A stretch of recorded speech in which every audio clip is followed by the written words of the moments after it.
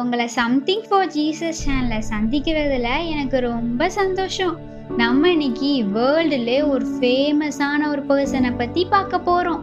அவங்க பேர் என்னதுன்னா டிஎல் மூடி. இந்த உலகத்துல நிறைய பேருக்கு பணம் சம்பாதிக்கிறதா முக்கியம்னு நினைச்சிட்டு இருக்கிறாங்க. ஒருவேளை நீங்க கூட அப்படி நினைச்சிட்டு இருக்கலாம். நீங்க நினைச்சதுல தப்பே இல்லைங்க. ஏன்னா டிஎல் மூடி கூட அப்படிதான் நினைச்சாங்க. 1837 பிப்ரவரி மந்த் 5ஆம் தேதியில மாசச்சூசெட்ஸ் அப்படின்ற ஒரு இடத்துல பிறந்தாங்க. அவரு கூட சேர்த்து அவங்க வீட்டுல 9 பேரா.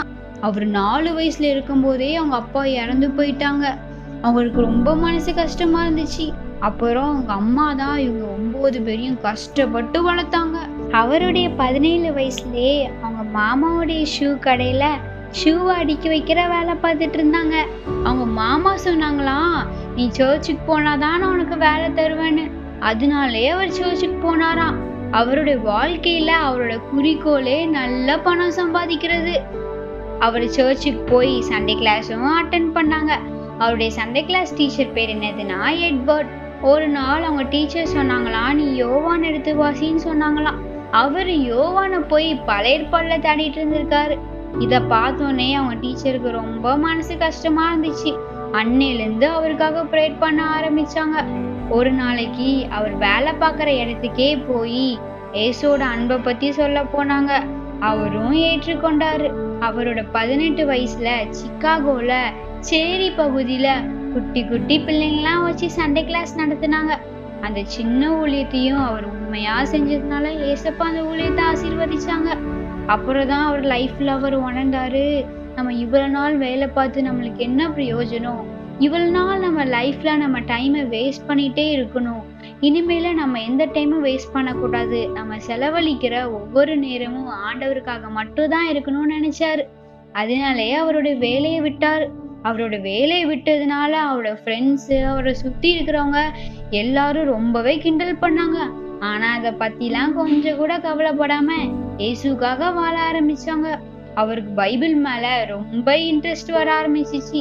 எப்ப பார்த்தாலும் பைபிள் வாசிட்டே தான் இருப்பாரு. அவரை பார்க்கும் போதெல்லாம் ஒரு வேதாகம மாணவன் போலயே தோன்றினாரு. முதல்ல யோவான் எங்க இருக்குன்னு தெரியாத இவருக்கு பைபிளை பத்தி நிறைய அறிஞ்சுக்கிட்டாரு. சிக்காகோல YMCA அப்படின்ற ஒரு நிறுவனத்துல தலைவராகவும் செயல்பட்டாங்க. அவர் ஆரம்பிச்ச அந்த சின்ன ஊழியம் போக போக சர்ச்சா மாற ஆரம்பிச்சிச்சு.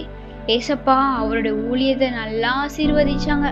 ஒருவேளை உங்க ஊழியம் கூட சின்னதா இருக்கலாம், அற்பமா எண்ணப்பட்டிருக்கலாம், வளராம கூட போயிருக்கலாம். ஆனா அதை பத்திலாம் நீங்க கவலைப்படாதீங்க. உங்க ஊழியத்தையும் நீங்க உண்மையா செஞ்சீங்கன்னா உங்களோட ஊழியத்தையும் ஏசப்பா ஆசீர்வதிப்பாங்க. கொஞ்ச நாள் கழிச்சு எம்மான ஒரு பொண்ணை மேரேஜ் பண்ணாங்க. திடீர்னு ஒரு நாள் சிக்காகோல ஃபயர் ஆக்சிடென்ட் நடந்துச்சு. அந்த நேரம் என்ன நடந்துச்சுன்னா அவருடைய வீடு, அவருடைய நிறுவனம், அவருடைய எல்லாம் அழிஞ்சு போயிட்டு அவரு ரொம்பவே மனசு கஷ்டப்பட்டாரு. அவரு ஹெல்ப் கேட்கறதுக்காக நியூயார்க்குக்கு போயிட்டு இருந்தாரு. ஒரு ஸ்ட்ரீட் வழியா போயிட்டு இருந்தப்போ ஏசப்போடைய சத்தத்தை கேட்டாங்க. ஏசப்போடைய பிரசன்ஸையும் அவருடைய பவரையும் ஃபீல் பண்ணாங்க. ஏசப்பா சொன்னாங்க, நீ மனுஷனை நோக்கி போயிட்டு இருக்க, என்னைய நோக்கி பாரு, நான் உனக்கு ஹெல்ப் பண்ணுவேன்னு சொன்னாங்க.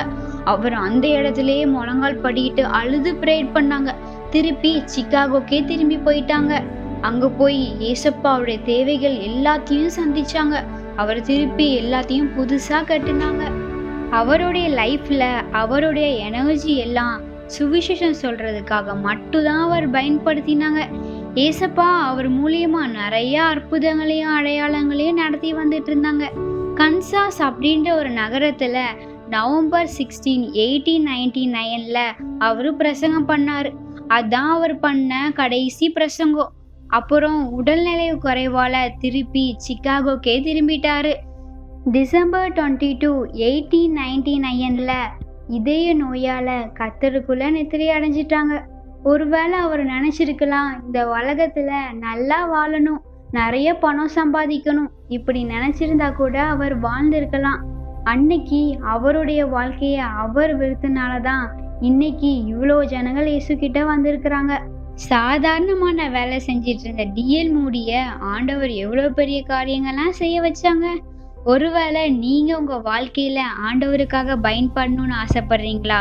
ஆண்டவருக்காக ஏதாச்சும் செய்யணும்னு விருப்பப்படுறீங்களா? ஒருவேளை நீங்க சாதாரணமான மனுஷங்களா இருக்கலாம். ஆனா உங்க வாழ்க்கையே நீங்க முழுமையா ஆண்டவருக்கு ஒப்பு கொடுத்தா, சாதாரணமா இருக்கிற உங்கள அசாதாரணமா ஏசப்பா மாத்துவாங்க. Thank you.